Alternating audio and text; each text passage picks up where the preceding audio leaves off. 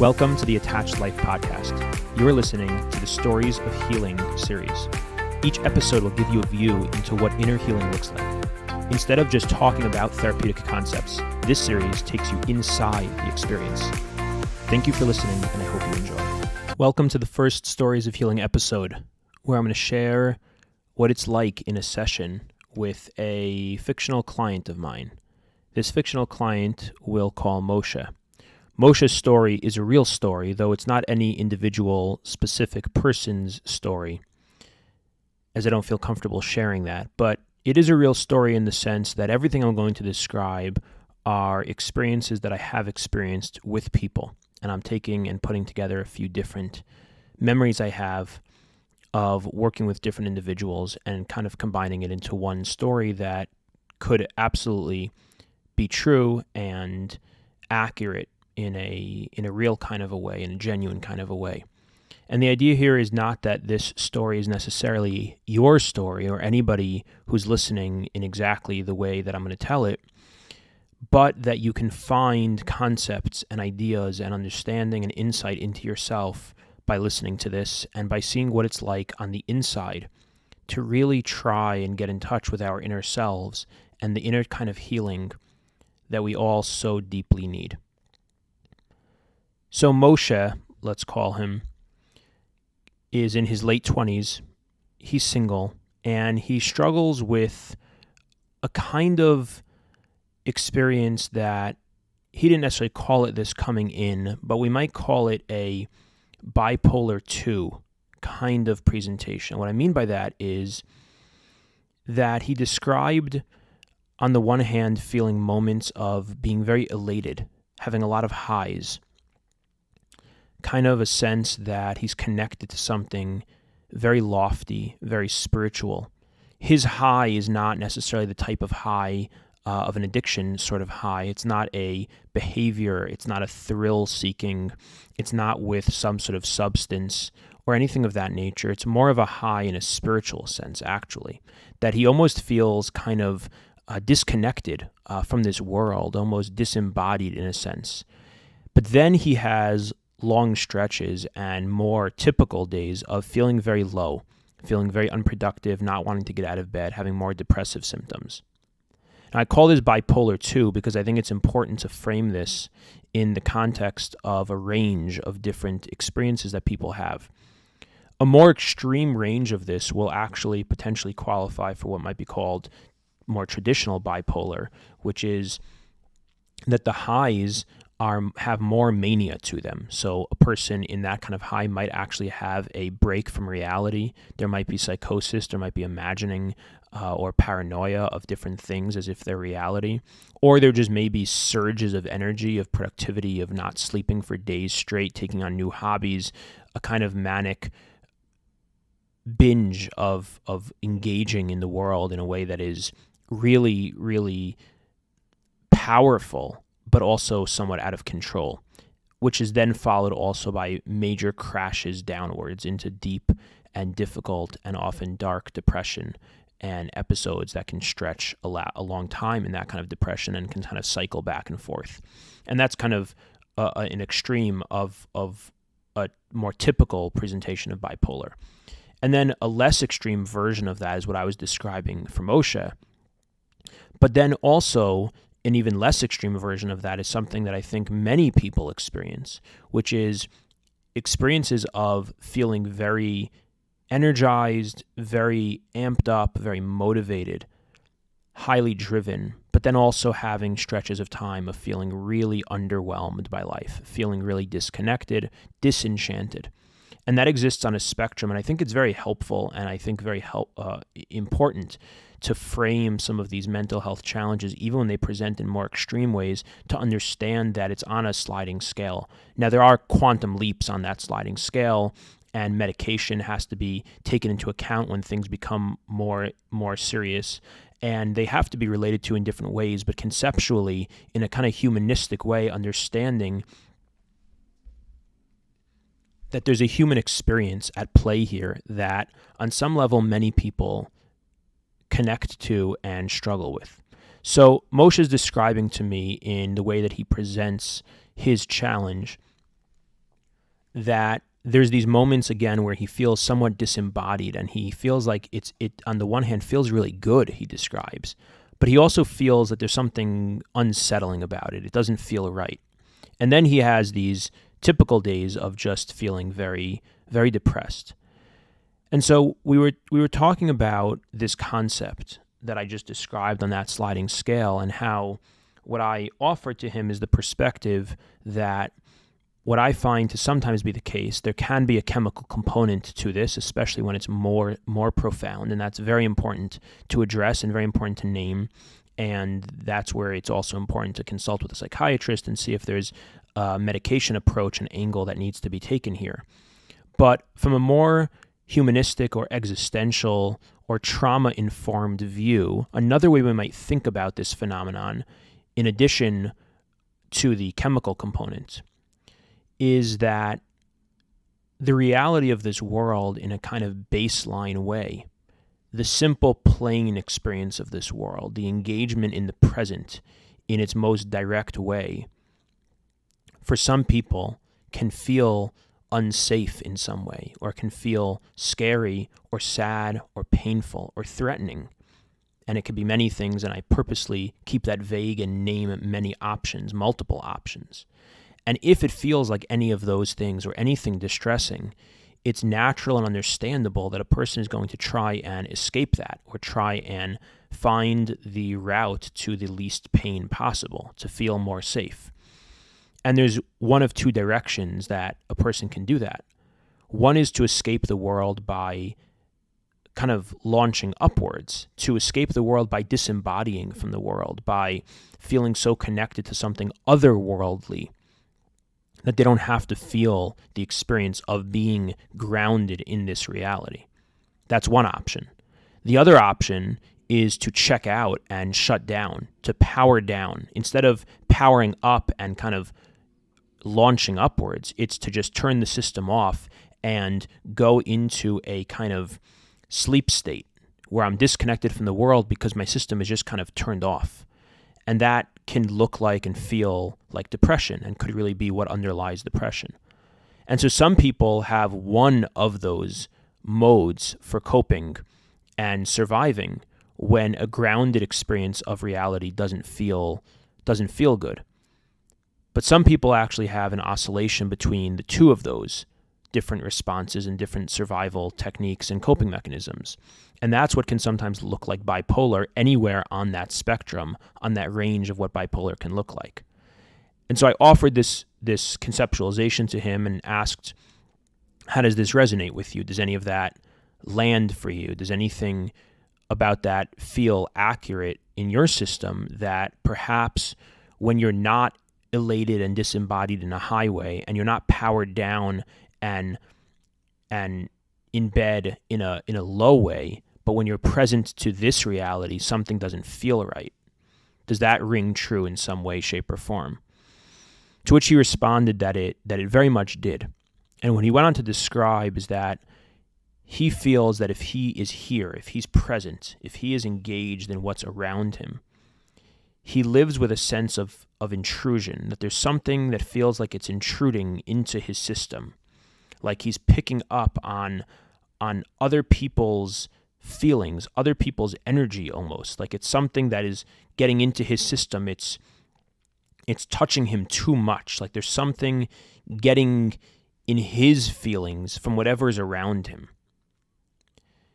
And I asked him to notice that as he says that and see what he feels in his body as he describes that to me.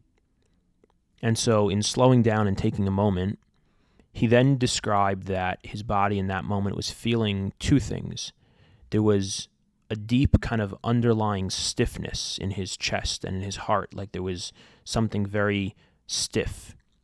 And then on more of the surface, there was a kind of tremor, a kind of shaking. And I asked him to notice that and see if he wanted to pick one of those sensations to take note of and see what it's like to simply allow that sensation, that physical sensation, to be present, and see what happens next.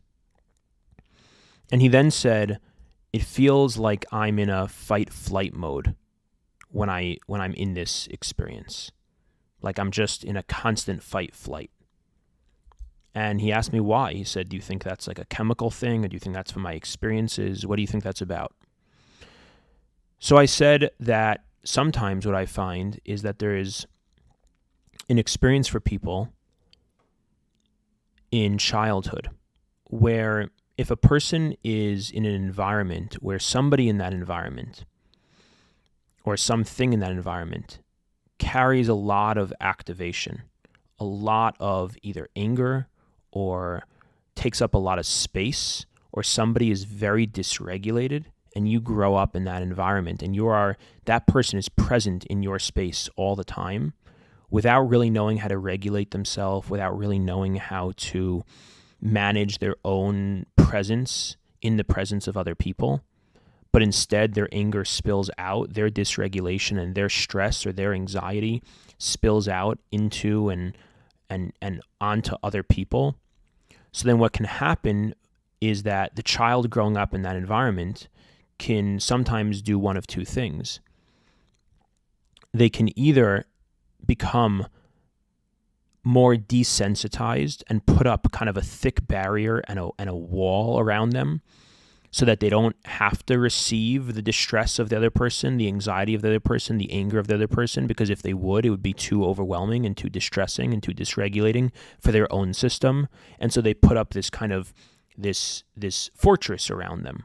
And those people will often then later in life struggle with knowing their feelings, knowing other people's feelings, with feeling empathy, with being able to attune to other people around them, to pick up on body language and cues of what other people are experiencing and how they're interacting with them. And that can be a challenge, but it's rooted in a survival mechanism of trying to make sure that the person that was in their environment as a child didn't overtake their entirety of their emotional and physiological systems regulation. But there's also another possibility and another way that people can try to manage and adapt to the environment when there's somebody whose nervous system and physiological presence is so spilling out and so dysregulated and distressing and activating. And that is to become more attuned to what's around us. Instead of shutting down and putting up a fortress around us, it's actually that the kind of barrier or the bubble of personal space actually gets breached. And now I'm becoming hyper attuned and hypersensitive to what the person and what people around me are feeling, because I'm kind of, in a sense, walking on eggshells. I'm trying to navigate. I'm constantly in a kind of hypervigilant or hypersensitive state, trying to navigate and adapt to what's around me to make sure I don't step on a landmine, to make sure I don't set something off, to be prepared for when something's about to come. Oftentimes even to try and help the situation, to try and be there for the person or try and make things better. And when that happens, instead of becoming more numb or more callous, the person actually becomes more sensitive.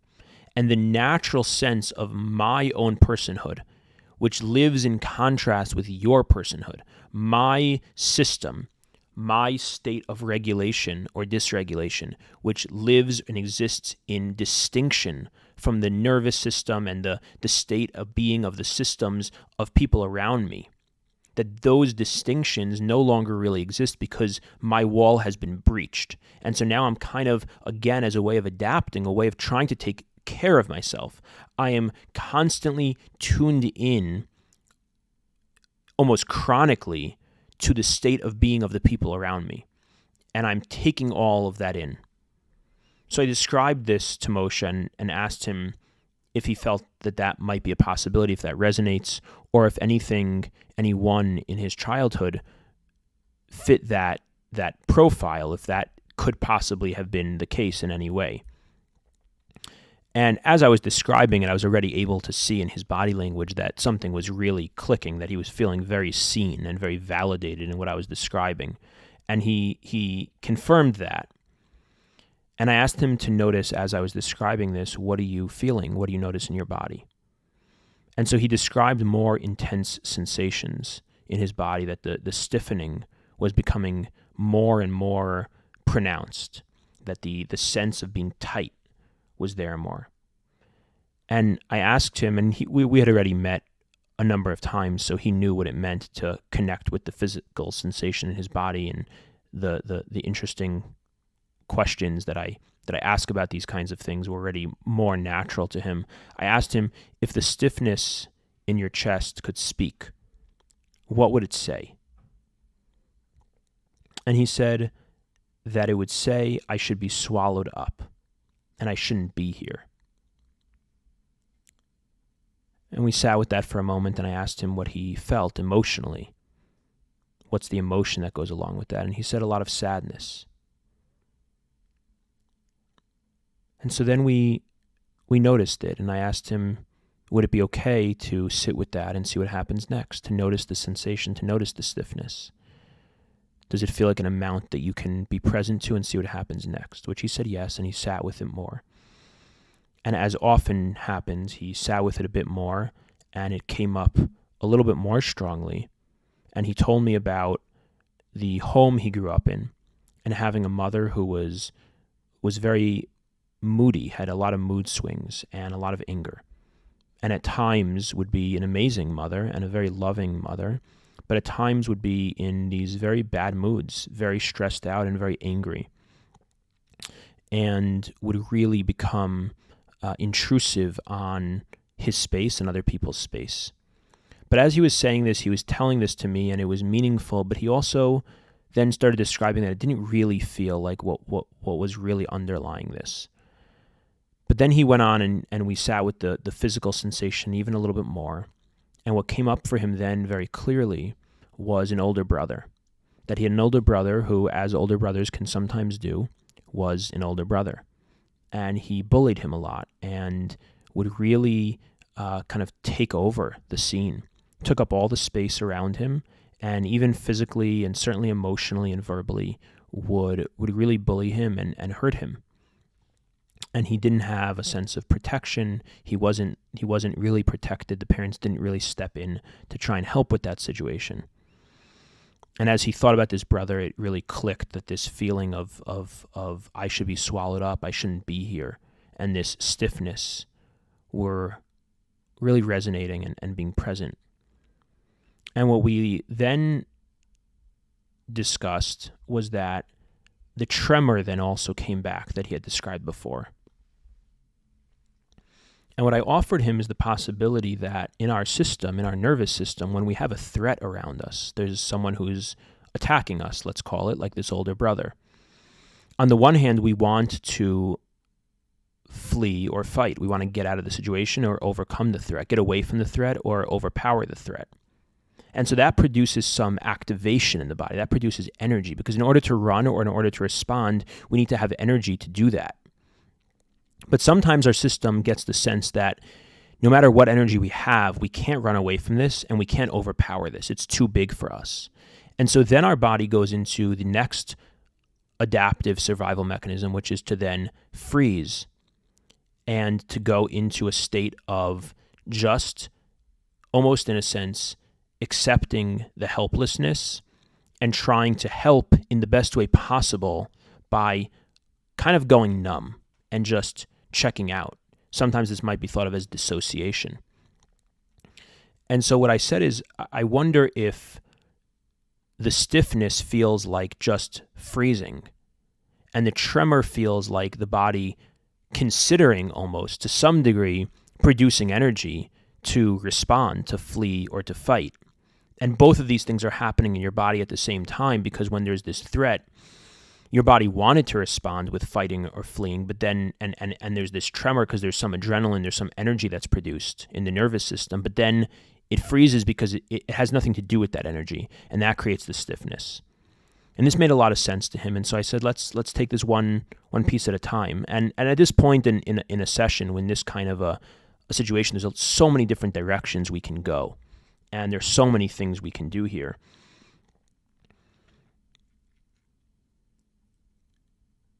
And I asked him, if you notice the tremor, because we have been focusing on the stiffness until this point, but if you notice the tremor, if that feels like a fight-flight energy, what would that energy have wanted to do? If anything was possible, if you could imagine anything, using fantasy resources, It doesn't have to be something that could have happened or did happen.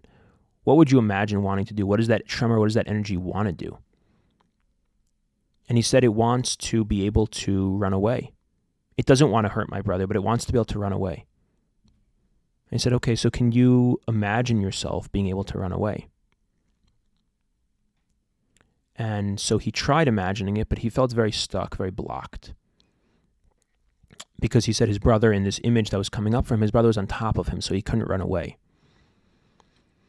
So I said, what would you need to happen in order to be able to run away? What do you wish could have happened when he was on top of you? And you had this energy to run away, but you couldn't use it. What do you wish could have happened? And he said, I wish that my father would have come and pulled my brother off of me. So I said, okay, so imagine that. Imagine you could have used your energy to scream and to get someone's attention, and then imagine your father coming over and pulling your brother off of you just enough that you can then run away. And so he imagines this, and you can see the energy in his body building and getting more, and he's describing this to me. But then as he uses the energy, and I ask him to try to really vividly imagine running and using the energy to get out and get away, so that that energy can get released from the body, because then it gets used up as it was produced to be used, but it got frozen and stuck in the body because it couldn't get used. And so now try and use it. And so he does this, and we take a moment, and then you notice from going from the activation to the body now settling down. And it has discharged the energy, and I ask him to describe this. I see him take a deep breath, an involuntary deep breath. Not a deep breath that's gasping for air, but a deep breath that's almost like letting the air out of the balloon. And so now he's really coming back into the present. And we notice that, and we sit with that for a moment and see what happens next.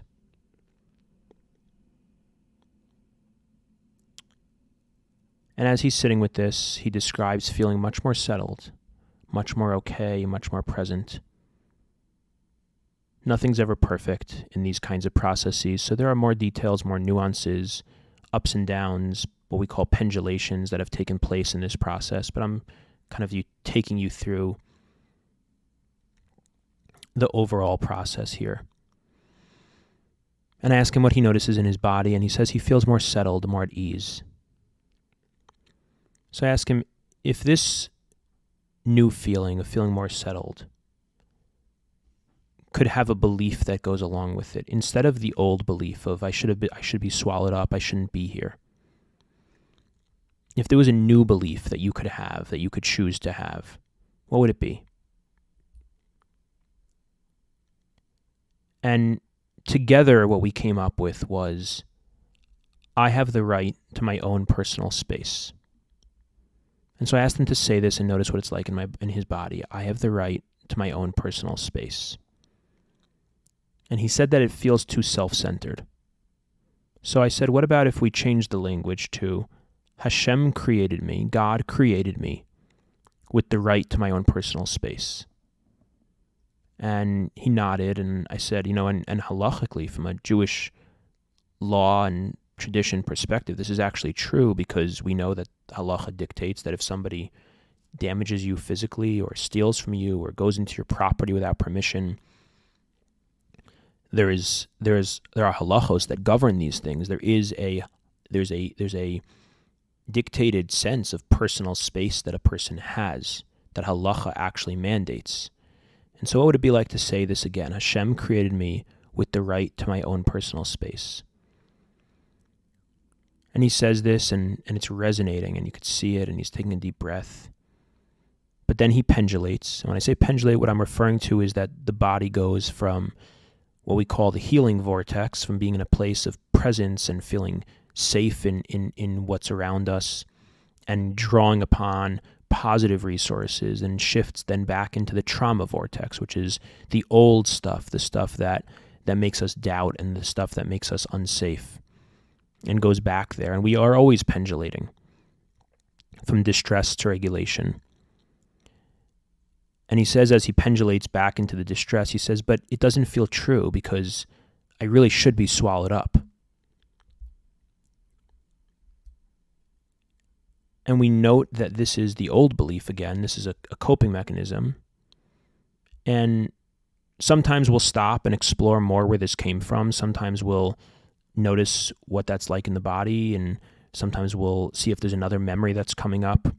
But in this instance, I decided to, just following my intuition, just ask him, what's it like in your body when you say that? And he said, I feel that stiffness again, but actually a lot less than before. He said, so what's it like to notice that you feel it a lot less than you did before, just 30 minutes ago in this session? And he notices that, and then a big involuntary breath comes, and his body shifts, and his shoulders drop a little bit. And so at that point I say, okay, so what would it be like again to say, Hashem created me with the right to my own personal space? And he says it again, and I ask him to notice what that's like in his body. And he says it feels a little more settled. But what I notice as he's saying this new belief is that he's not making eye contact. He's kind of looking down, and he's saying it in a kind of half-hearted way. So I say, Moshe, could you try and say that belief, but this time embody it a little bit more with a little more conviction to whatever extent feels right to you? And so he leans up a little bit more, sits up a little bit more straight, and he says it again. Hashem created me with the right to my own personal space. And there's a deep breath that sets in. And I say, and what about saying it again with even more conviction and a little bit of a louder voice? And he says it again. And I say, and what about this time with that fully embodied posture and the louder voice? And this time even make eye contact with me as you say it. And he says it again. And I ask him what he notices. And he says he feels a lot lighter, that he doesn't feel the need to escape. And so then I invite him to circle back to where we started and point out that all of this connects back to the core piece we started with, which is that those highs, the disembodiment, and the lows are ways of getting out of the present, because in the present there was a breach of your personal space that made you hyper-attuned and hypersensitive to what everyone around you is feeling, which is overwhelming and too much to the system, and so you need to get out of it. But if you now have the right to your own personal space, because that's what Hashem created you with, and Hashem gave you that, what would it be like to be back here in reality? That you actually could be here, not needing to take in everything that everyone else is feeling. That you can be present to feeling what you're feeling, and someone else nearby can feel what they're feeling, and you can notice it, but you don't have to take it in, you don't have to carry it. And even if you do take it in, you can give it back. You don't have to, it doesn't have to attach to you and become yours. Your nervous system can be in its own state. And you can choose to let some things in and not let in other things, or let some things in and put them back out there, and have your own state of regulation and dysregulation. How possible does that feel? And he said that it feels possible. It feels a lot more possible than he ever imagined it could have felt. But it certainly doesn't feel like it's there yet. But I asked him to notice what that's like, that duality. On the one hand, it feels a lot more possible than he could have ever imagined. And also that he feels that it's not really there yet. It's not perfect.